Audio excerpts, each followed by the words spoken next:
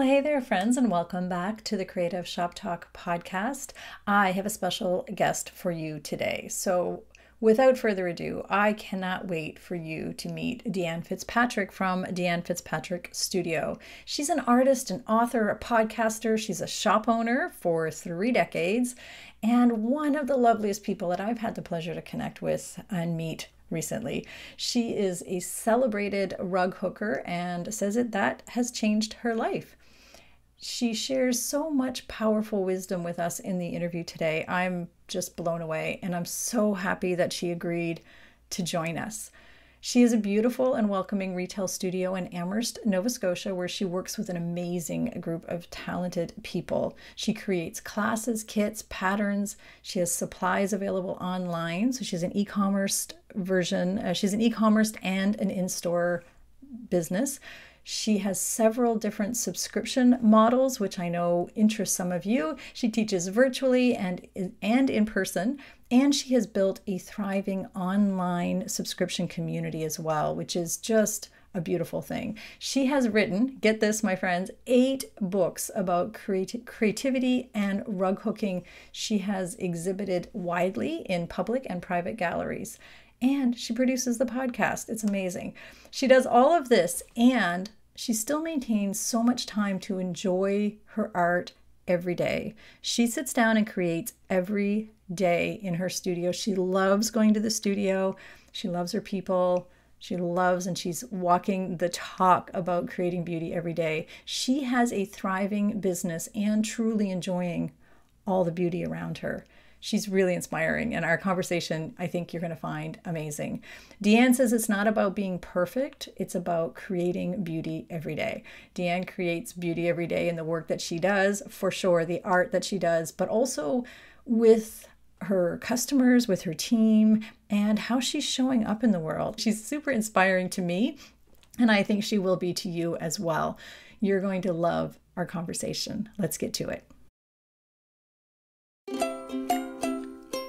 Running a retail business doesn't have to be so hard. Welcome to the Creative Shop Talk podcast, the go-to podcast for creative shop owners, studio owners, and independent retailers. I'm your host, Wendy Batten, retail business coach and mentor. Each week, I'll share simple, proven business strategies, inspiring stories from fellow retailers, and advice from industry experts. Together, we're going to work to find the success you want from your retail business with more profits in your till and a little more joy in your life.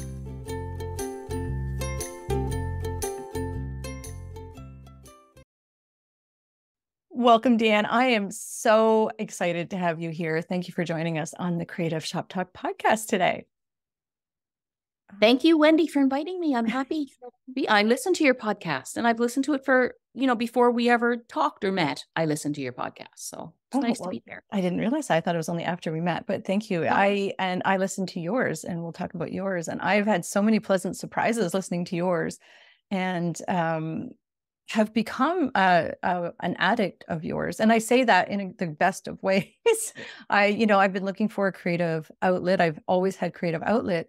And I've actually bought something for you. I don't know if you know this. I bought something from you years ago. I want to say 20 years ago. Really? Yeah, like I know. And it moved 2 houses with me because it stayed unfinished, and it moved, and then it went away. I don't know where it went.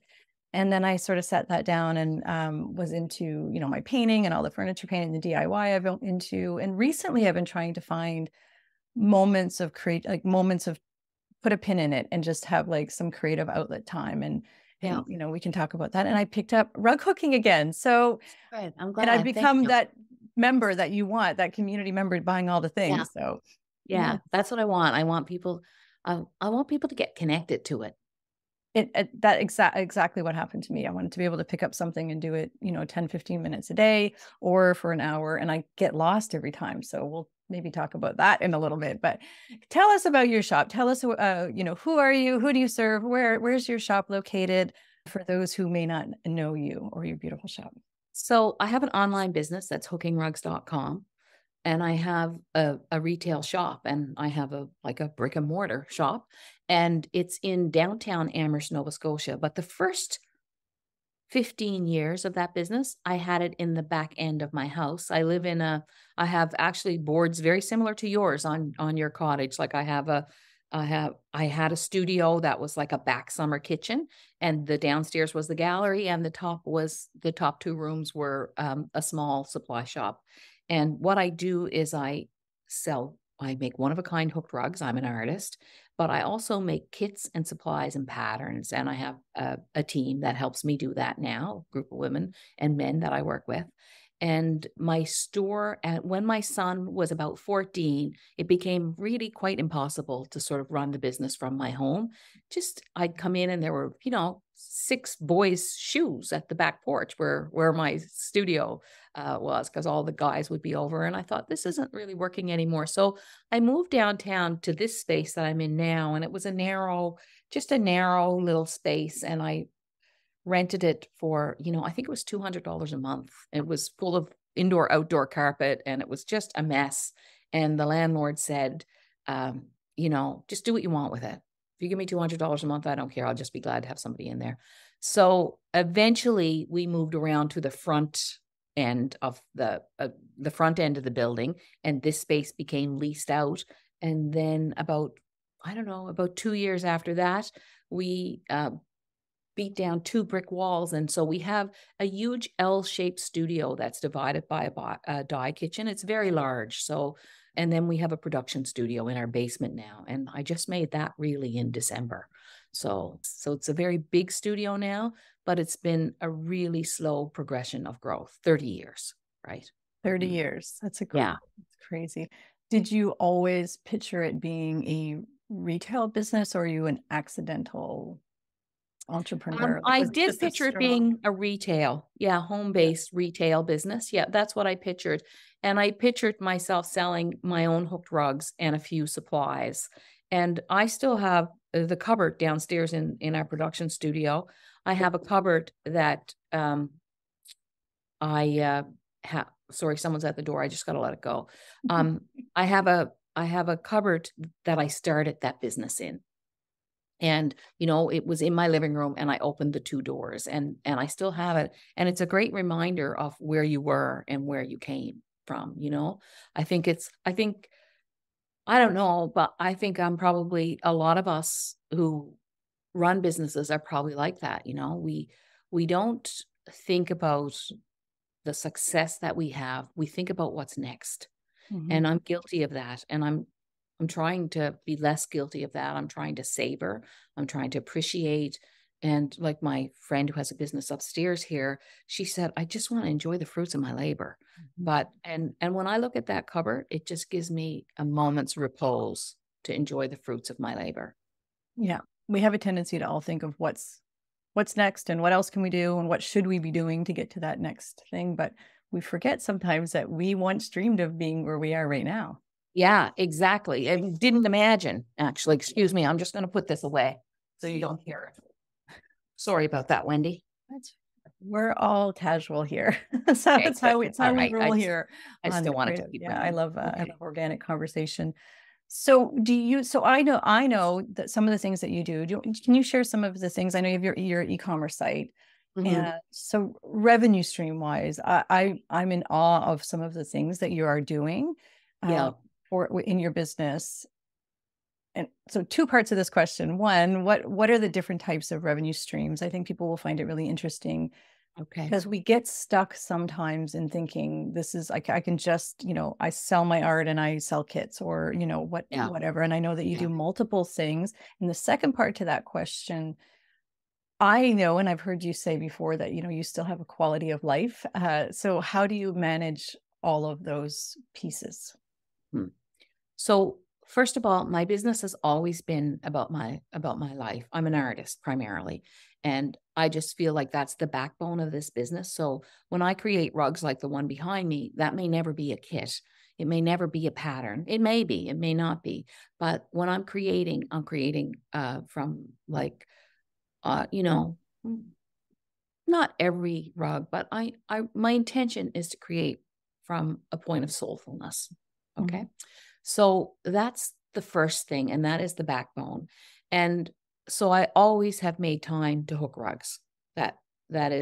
so my craft. And I see a lot of people who end up in businesses and are not able to do their craft. And I think that the spirit of your business is based on you being able, or for me anyway, I shouldn't speak for others, but it's for me to be able to sustain myself as an artist.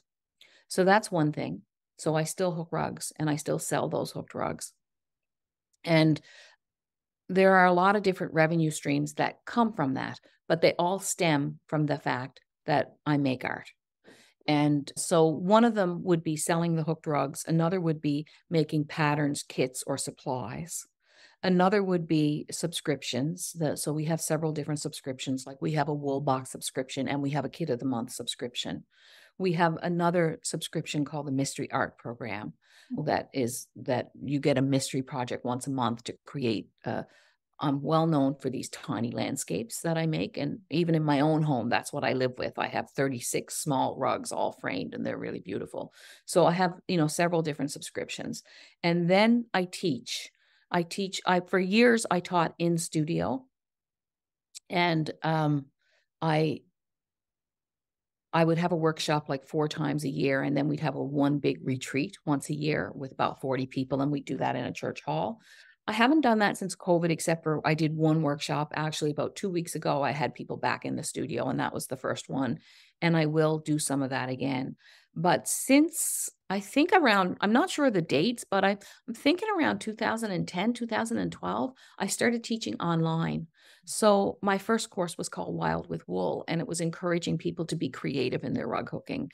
And we have a really strong set of courses that we teach online. Some are like released once a year, and some are released once. Some are just up and they're always available. So we have a variety of things. One of the things that I have that I really love and nurture, and that also nurtures me as an artist, is I have the inspiration sessions. And that's a closed membership right now, so that we open it we were only opening it once a year, but I mean, that's just not realistic or fair for people to be able to get in, if someone has to wait 9 months to get in. So we're going to look at how we do that. And we have a lot of members and what I do for that is I provide about 2 or 3 videos a month. And we have a Facebook community and we have a Zoom once a month. But in those videos, you have a private visit really with me in the studio. So those are my main revenue streams. And when I think about it, there are other ways that there are other streams that I could have. Like I could be a speaker, or I could be a business coach, or, but those don't fit with my passions and my loves. Like I am a serious homebody, right? I am really, it's great when you're a rug hooker and a homebody, they go together really well. So the idea of going out to speak at events, just traveling, I only travel when I want to. I like to get up in the morning and decide I'm going. I like a blank calendar so I can hook. So I think that's one of the things that I've really done is looked at what will make me, if this is going to be a revenue stream, how does that contribute to my life? And, and how am I contributing with that to my community, really? We did some live Zooms too, like live classes. And I didn't really enjoy those in the same way. Like I enjoyed them when I was doing them, but I really like a lot of freedom in deciding. I think if you're primarily an artist, sometimes you wake up in the morning and you want to make, and then you need to make, right? I love that. And I think I think the takeaway, or everybody needs to pay attention if they've wandered off, is that just because we can doesn't mean we should. Yeah. And I think as a entrepreneur minded person or self-employed person, we always look at, we could do this, we could do that, we could do this, we could do that, all the things with our craft, but we have to come back to what's important. And I've really been seeing that a lot, and more so with my retailers that I work with, maybe since COVID, because there was, a lot of people that maybe realized they were homebodies and hadn't, but also, what lights you up? And this is what I always tell people when we're, deep diving into what they could do, you know, to enhance their revenue and to make their business more sustainable and more enjoyable. We have to have profits. You know, we have to have profits. There has to be a sustainable retail business running. There has to be Right. things that It make does. money. Yeah. But, you know, so I always say profits. We also have to have paychecks that support our lifestyle, whatever that looks like for whoever. I mean, you and I've talked about, we both love, you know, I live in a small cottage and I love it. You know, like it's what's important to you, but also the joy part. The joy part has what is it that gives you joy?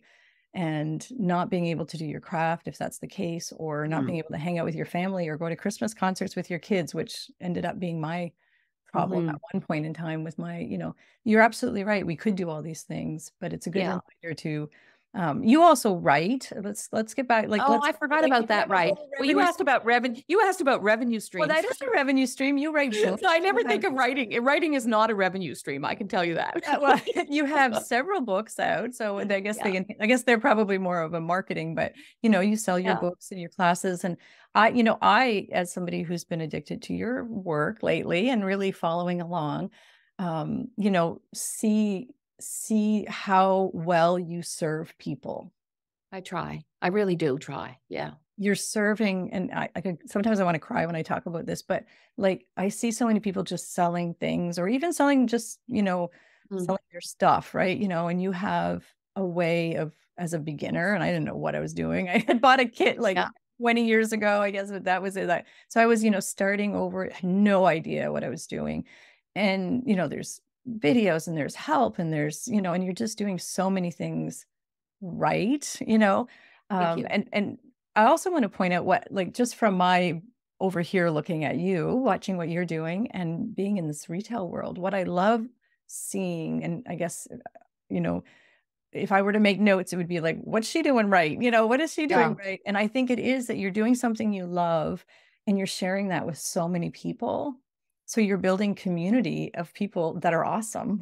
You know, I see you talk to your people, you know, even the videos, and also you're making a living. This is supporting the lifestyle, whatever that lifestyle always looks like for us. And I love that. I think those three things are amazing to be able to do that. So bravo to you. I think that's so. The other revenue stream that I didn't mention is our wholesale. We wholesale our rug hooking kits, just our beginner kits. We're not able to wholesale everything, but that is important to me. And when we wholesale, we make a little, but I'm not sure that it really does a lot more than provide a job for somebody here at the studio. But what it does is it brings us people, like, say, for example, if you drive through Nova Scotia and you stop at the Masstown Market, or if you're in Halifax. I was just there and I just saw your kits there. Yeah, or Jennifer's of Nova Scotia, or the Art Gallery gift shop, or Mimi's, you know, we, at the Loop on Barrington, we wholesale our beginner kits. And what that does is it introduces people to rug hooking. And a long time ago, I decided that, you know, rug hooking not only brings me joy, it soothes me. And it's a meditative craft. And it has, taking time to spend with myself has deepened me, you know, not that I'm particularly deep, but it has deepened me and made me kinder. There's no doubt about it. And, you know, I've used it through grief, through struggles, through happiness, as a place to go, really. And I always think of rug hooking as a place to go. And, you know, I think of prayer as a place to go. Like these things that walking is a place to go. These things that we do for ourselves are a place to go. They are like, you know, they are like a second home, right? So I think why I wholesale those kits is it introduces so many people to rug hooking, and of course eventually brings them to us. I mean, I do think about the marketing aspect of it, but selling can't be your main reason for being in business. If you're selling is your main reason for being in business, then you know, you might as well just sell anything, right? Yeah. You know, you can sell anything. Right? No, I agree. I quite regularly, people joke, or my members in my community laugh because I sell a lot of pens. Because I always say, we're not just selling widgets or pens. but I used Yeah. the word widget once and somebody didn't know what I meant. So, because I'm old, right? So, Yeah. so I actually, and you're right. If we're just selling things, and I think the majority of my listeners, people listening, are selling, they've gotten into business because they want to share some type of passion, be it books or candy or record stores or Right. antiques or vintage or crafts or creatives, whatever. And I think sharing with the world what you're doing, and in that, and I love the way you feel about your rug hooking. And I will say that it's partly listening to you and partly trying the craft again and getting back into it. You're so right, right? It's the same as Mhm. journaling or whatever. It's Yeah. just me. It's a place to go. Yeah. I actually haven't heard you say it that way. And it is a place to go. So you're right. And the wholesale, and funny enough, I did notice this weekend. So Deanne's not that far for those of you who aren't, you're 2.5, 3 hours away from me who aren't aware. I live, Yeah. I'm very close. I live in northern Nova Scotia. Yeah. but, and I actually, jokingly enough, I was just telling Dan before we got started, I was trying to make my husband delay a day of a travel trip so that I could go to the studio. That's, but your audience is worldwide. So let's, like, I mean, Yeah. you're globally, you're a destination. Amherst is not a highlight tour of most people's North American trip, I would say. Amherst is a Right. very Right. small little town. Yeah. But I know and I see, and I've, done my research and I've looked and just no, I just see what's happening in your world, and you have global audience. Mhm. People come from all over the world to Amherst. Yeah, we do. I would say it's primarily North America, really. We would have a global audience. We have a global audience for like our videos and things like Mhm. that. Right. Shipping is a huge imperative. Like our beginner kits are $49.95 and shipping is $69.95 to Europe, right? Yes. So it does affect that. And I always tease the person who does our shipping, like if you could just find us a bulk rate to France, it would be amazing, right?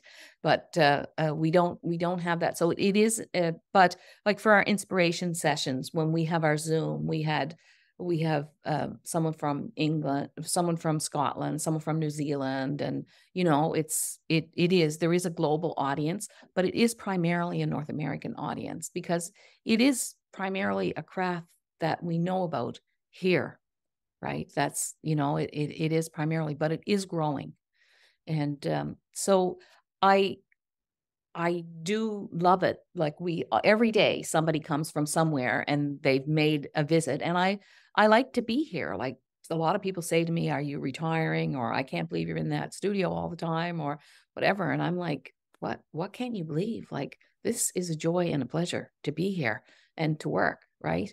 Because I mean, not very many people go to work and someone comes in and I mean, I think a lot of us who are probably listening to this podcast go to work and someone comes in and tells them, I love this place. This is beautiful. Right. But not everybody gets that. That is really, if you've got that, you've got something, it's pretty Yes. amazing.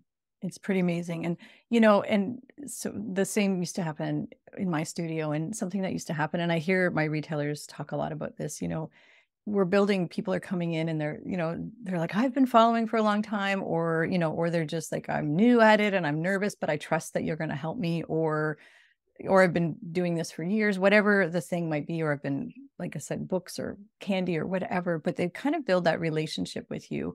And that is through marketing and videos and all of the things Mhm. that you do. But when they bring you things, I mean, I laugh because people used to bring me cookies sometimes, and it's Yeah. just Yeah. It's like, a treat. those are special, like those are community building moments, or they just know that you're going to be able to give them help and support and serve them the way, the forward facing in the store. The store is going to feel the way that they see you online and all of those things. And Yeah. I think there's great trust in that. And I think there's a great, I don't know how you bottle that up. And I think that's where different, well, I don't think, I do know that that's what differentiates us from the widget sellers and the big boxes, Yeah. because we actually love being, and your studio, I mean, just, no, I haven't been in, but your studio, I mean, it looks like home. Like it looks so Yeah. cozy and like a beautiful Does. studio. And, it's so funny enough, your packaging, I shared it with my members. Actually, I did an unboxing of yours. I was like, look how cool this is. Your it's just welcoming. And, if you have any help, here's our phone number. And, oh, by the way, Yeah, here's great. the recipe for the cookies that we, the oat cakes that we sell and, that we're so famous for, and Yeah, the come in for a tea. And, yeah. so we don't get that in a lot of places. So no wonder you enjoy being in your studio. No wonder Yeah, you it's enjoy being there. that's one of the things we do. Actually, we give away those oat cakes. We don't sell them. Sometimes people ask how much they are, and we say, well, they're free.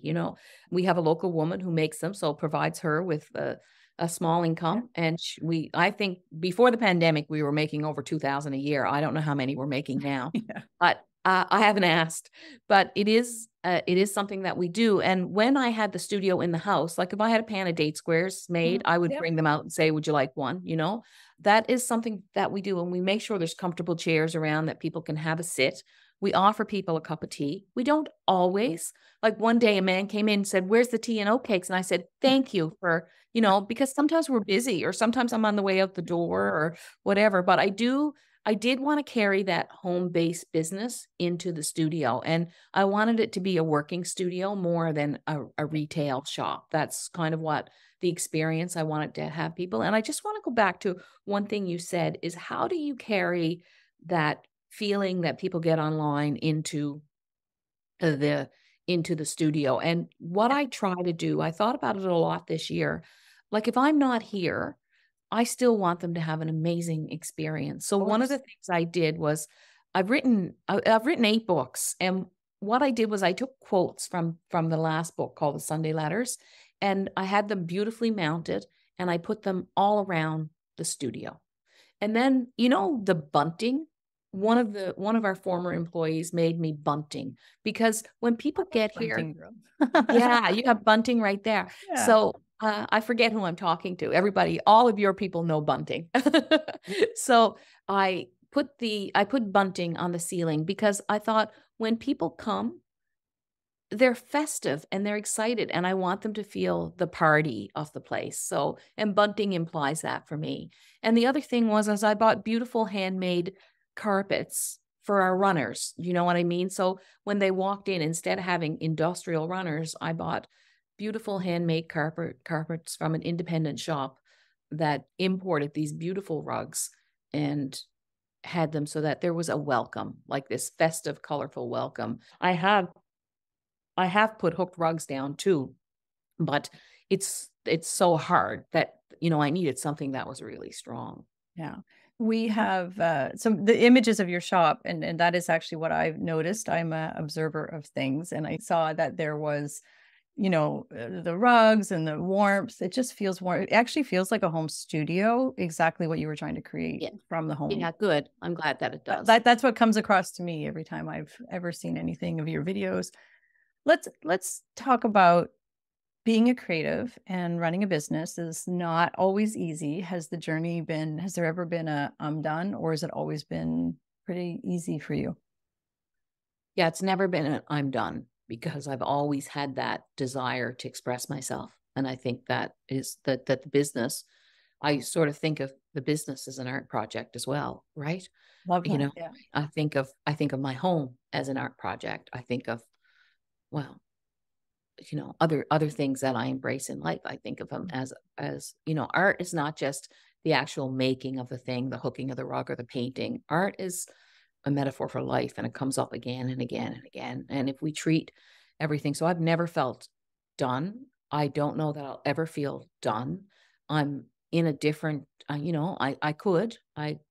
do feel like just this morning I had a meeting with a couple of women that I work with, and I said, we just need to write things down so that you don't have to ask. Do you know what I mean? I like to be free from small Yeah. questions, and you need authority to, make these Yes. decisions without me.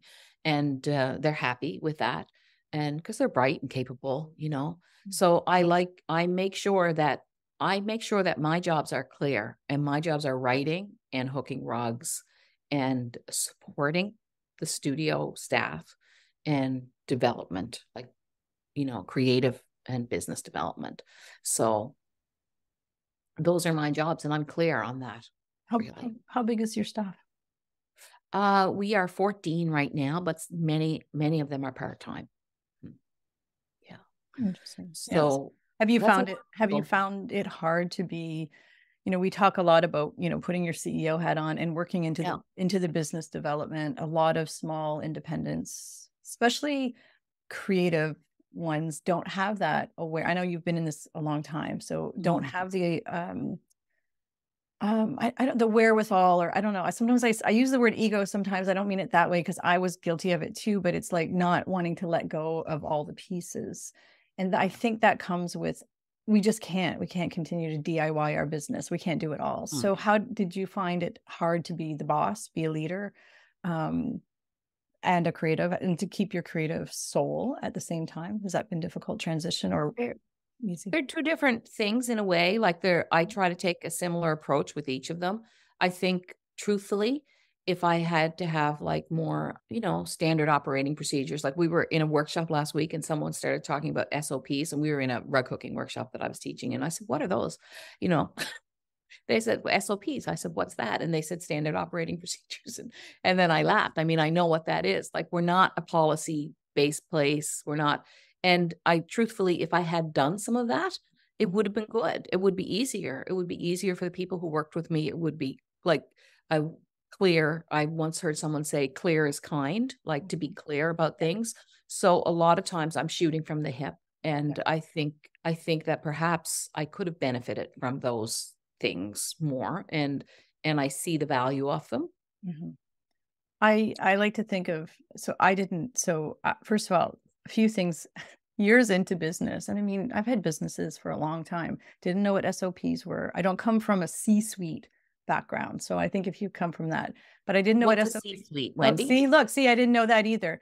Like CEOs and corporate level stuff, Okay. CFOs, Yeah. all that. So C-suite. Okay. C-suites, like all the corporate-y stuff. I don't come from that Yeah. background No, either. me either. And so, I didn't know what an SOP was, and I didn't know how to do a strategic business plan. And that's, and how to, and again, not to dumb it down. And I hate when I say that, and I don't actually mean dumb it down, but I mean to simplify it. I think sometimes I couldn't find people to help me with that. And I've shared that before, but so how do I make things easier and smoother and more sustainable in my very busy creative business?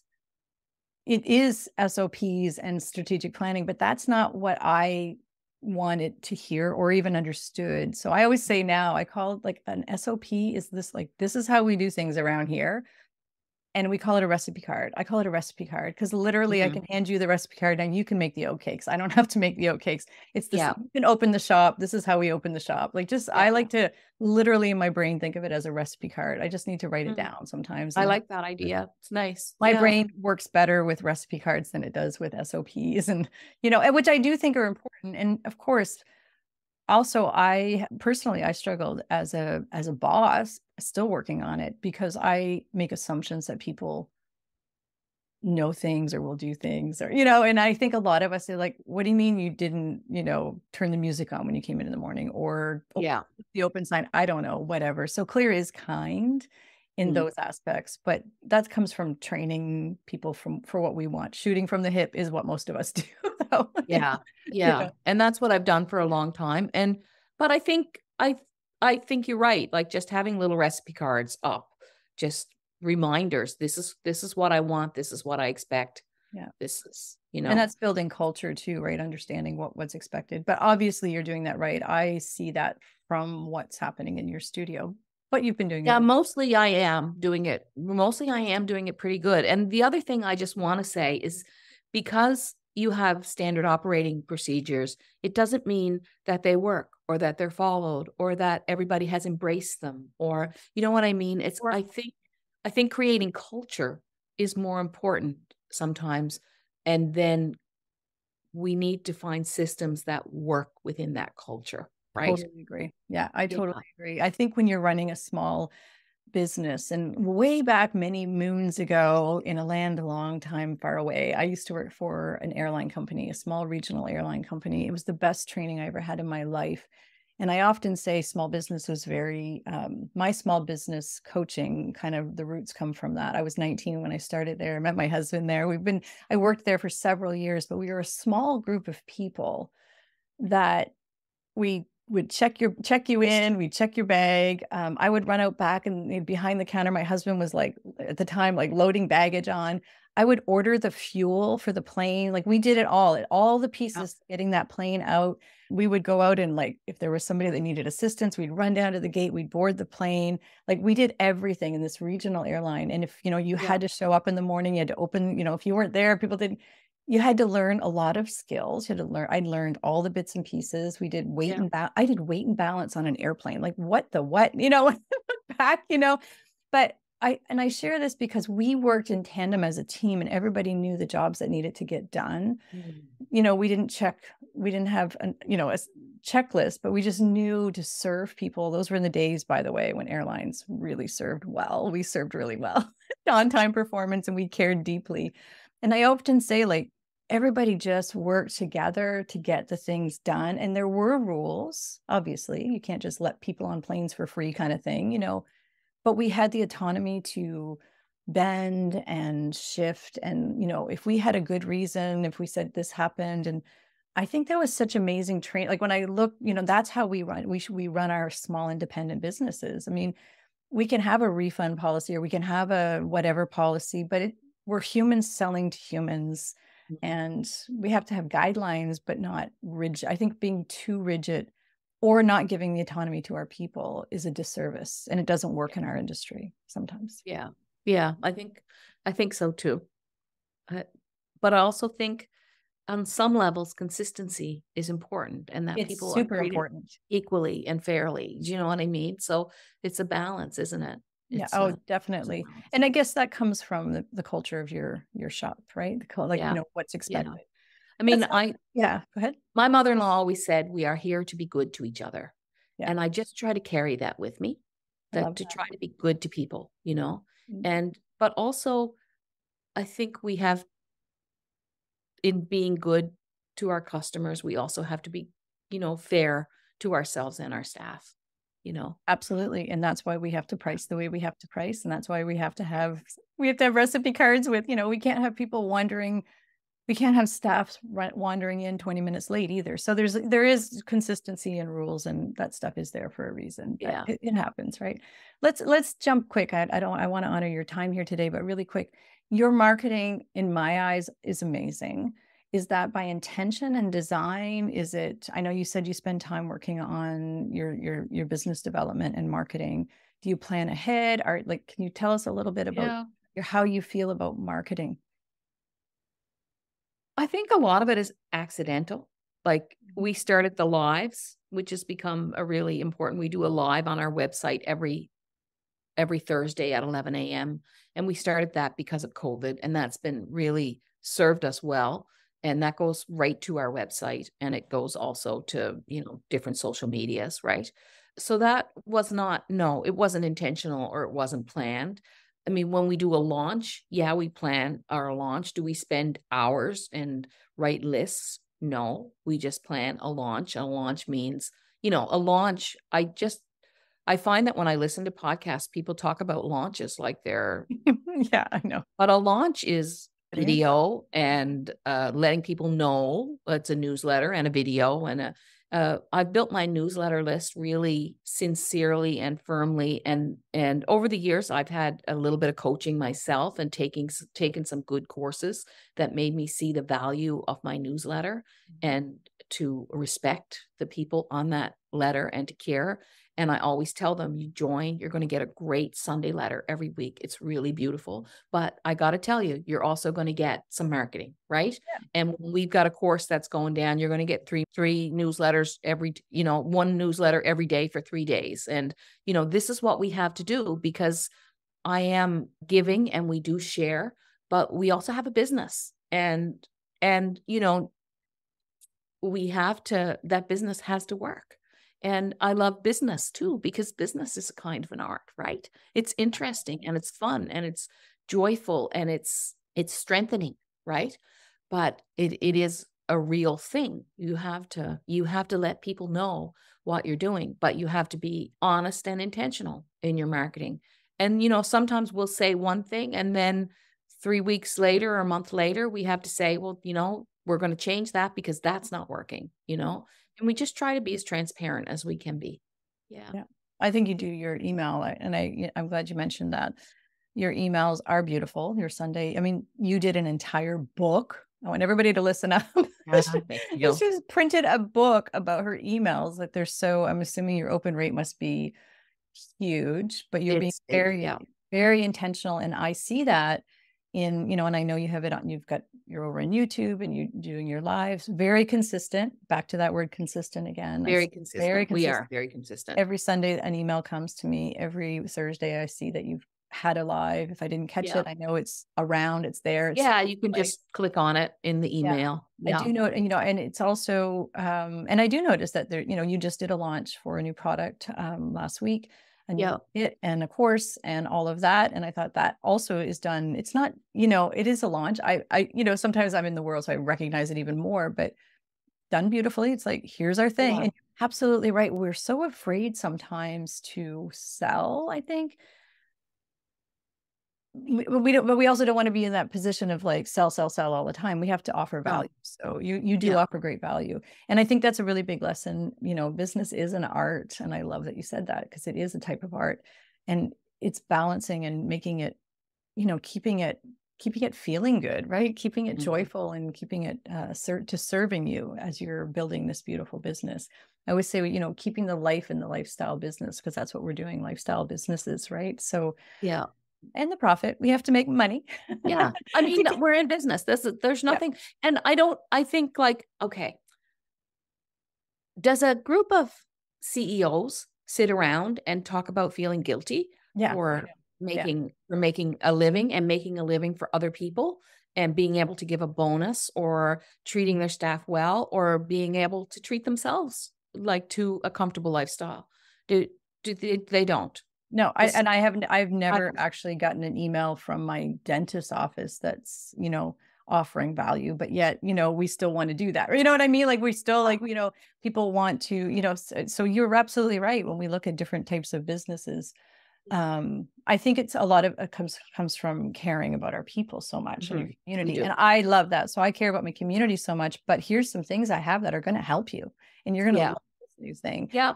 And also, I have to tell you something so funny that I wasn't going to tell you. And my husband is the podcast editor here, so he will hear this and he will laugh, because I have had to sit on my hands and not buy all these new kits that you come out with.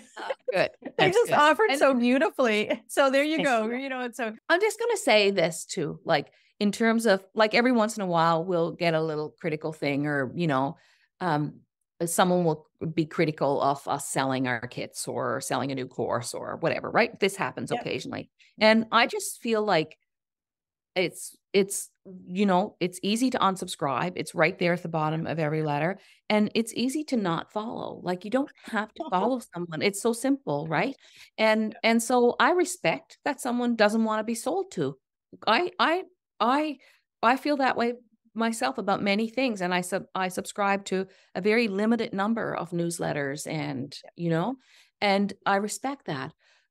But I have learned so much from following other people about what it is to be a follower. So, for example, just taking one person and following them on Instagram and on their social media and reading their newsletters and watching how they do it and really being deeply interested in that person, and sometimes people in that person's lives. And these, I wouldn't say they're famous people. Maybe they're someone with, 11,000 Instagram followers or something.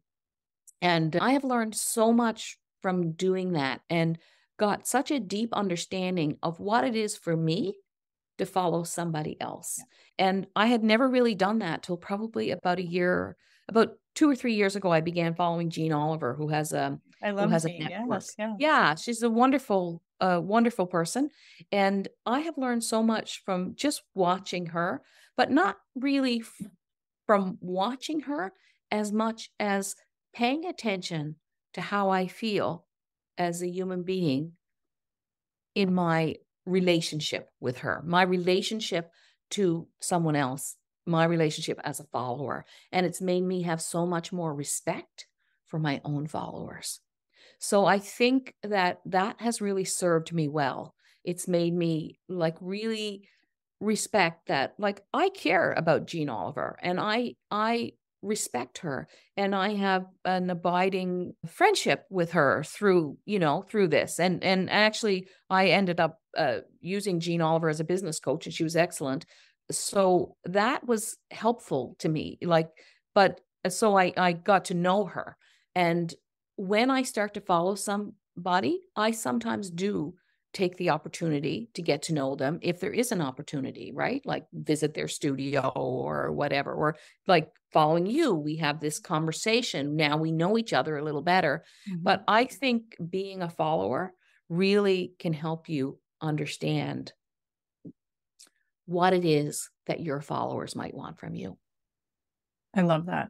Really good for me. I feel like that's, I've called that curiosity marketing or curiosity learning and skill building. And it's coming from a place of observing and connecting, and also courageous outreach. I know that sounds, yeah, it is courageous, wild, but and I've heard your conversations on your podcast with Jean. I've met her a few times. I think she's the bomb. And again, just being curious about how you feel. And I love that. I think that's a really great, reminder. And what a great reminder for all of us, for everything. Because it is about how we make people feel. Everything we do is about how we make people feel. That's what our business is about. I mean, or, the marketing side of it is how you make people feel. And they feel confident and, comfortable and, with your products and with your services, what you're doing, all the things they'll tell their friends. It's just, you can't bottle that up always. So it's good to know. So I want to respect how you feel too, not just your customers, and how you think, to think about how you think. It's good. It's good. Takes us to another level of understanding. Absolutely. Always learning. We're always learning. Yeah. And feeling. Anything else you'd like to share with my shop owner listeners before we wrap it up? I think. No, I mean, so much. If you want to subscribe to the newsletters, it's all at hookingrugs.com. That's where you find us. And we're, of course, on all the social medias too. So that would be great. But I'm just happy to be here. I'm happy to get to know you a little better and to have had this conversation. Thank you. Likewise, I feel the same. So we will have all of Deanne's contact information in the show notes. And I want to encourage everybody to go and be curious about what she's doing as well too, and order a rug hooking kit. So thank you so much, Deanne. Yeah, and if they have shops, they can contact us about wholesale if they want to sell them. Absolutely. Great. Yeah. Great reminder. Thank you. I can't help it. I got to do it. It's all good.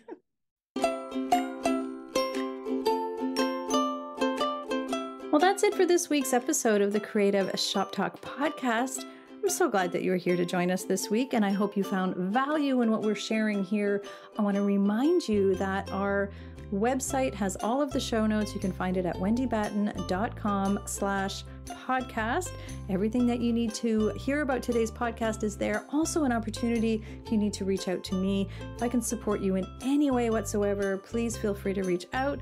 So thanks for joining us. Please leave a review, subscribe if you can, and never miss an episode. We hope to see you back here again next week.